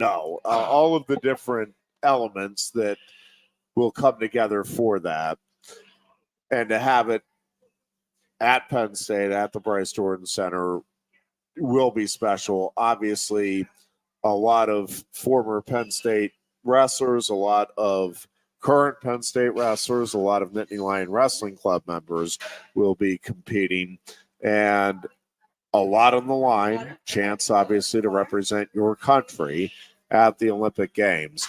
The one thing that just eats at me is the Olympics not allowing the 10 weight classes and limiting the number. Now, what they will tell you is, well, we have to keep our numbers at whatever it is. And I forget the number of athletes that they, the number of medals that they want to be giving out. And then stop putting in sports that shouldn't be in the Olympics. And I'm sorry.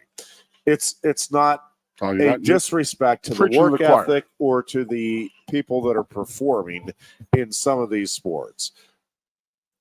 I'm not sitting here telling you that ballroom dancers aren't phenomenal people. You're kidding me, right? That the work ethic isn't great there, right? Or any of that. It's not an Olympic sport. And there are a bunch of sports that are in there that aren't Olympic sports. You can have world championships. You can have all kinds of coverage. You can have all kinds of recognition. But the fact that we're allowing some of these sports in at the expense of having the normal 10 weight classes for wrestling is, to me, absolutely absurd. And it's not just, we look at it certainly from the United States perspective, and it does hurt the United States when you have 10 strong weight classes and then you're cutting that down to 6 and you're making guys go up or down to try to fit in that Olympic lineup.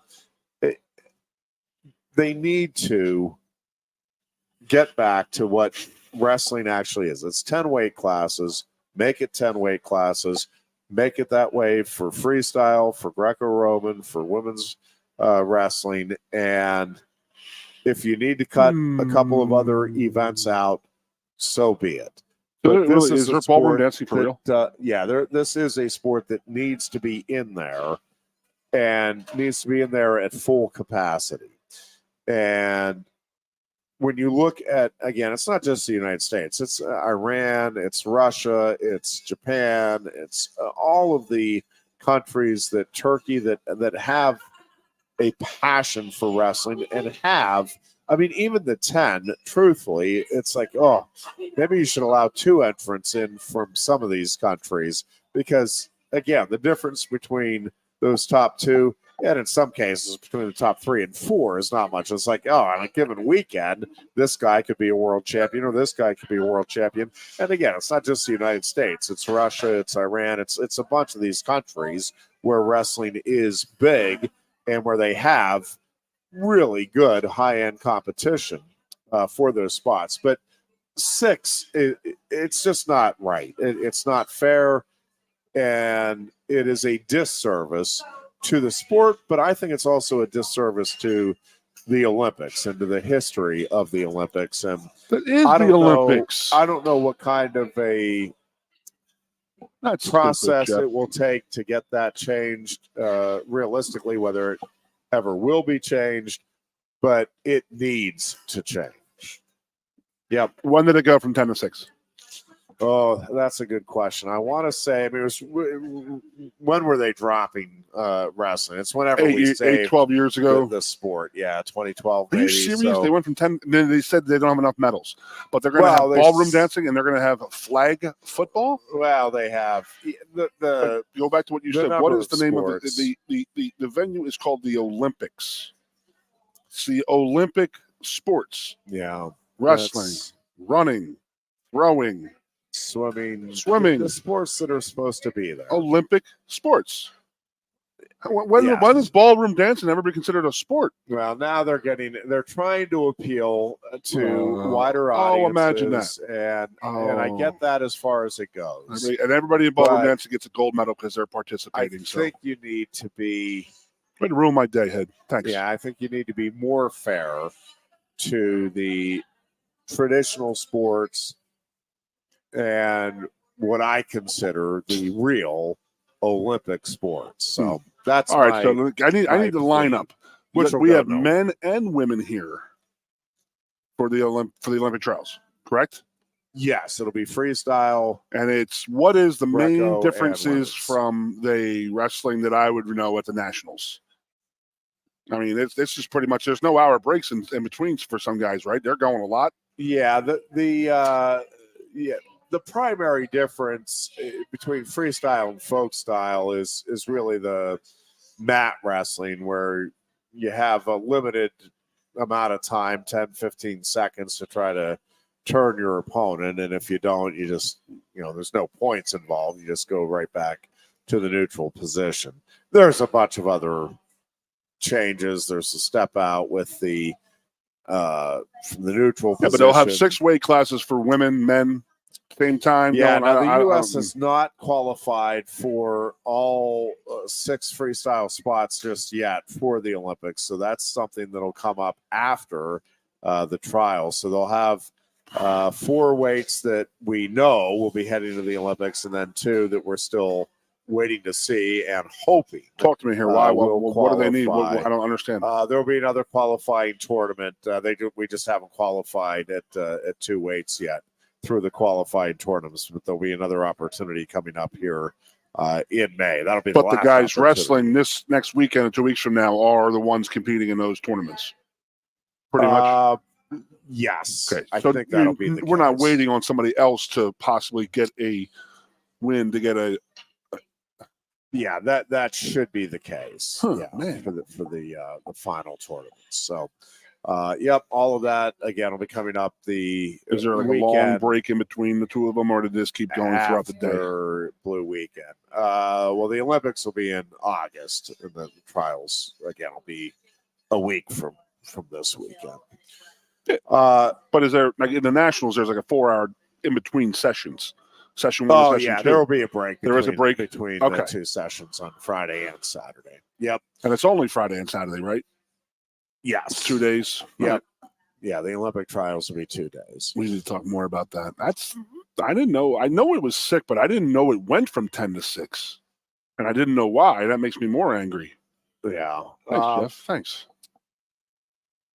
Pirates, if you missed it earlier today, blew a 3-1 lead in the 9th. David Bednar, not as great a start as it's been for the Pirates. Bednar is off to a very tough start, and this was a brutal way to lose the second game of the series to the Tigers.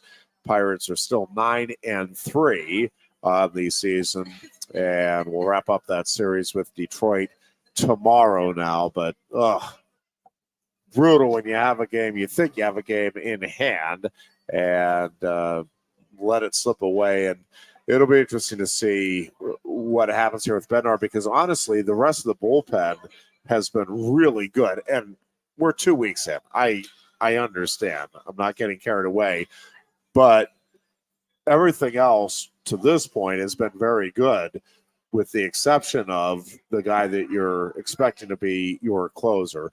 And we are 2 weeks in. I'm not saying it's time to give up on David Bednar, but got to see things turn around. No, he's been there. It's the same Bednar. We only had 7 opportunities to save games last year, so you really didn't know he was that good. No, he had a phenomenal year. Actually, he was their all-star guy last season.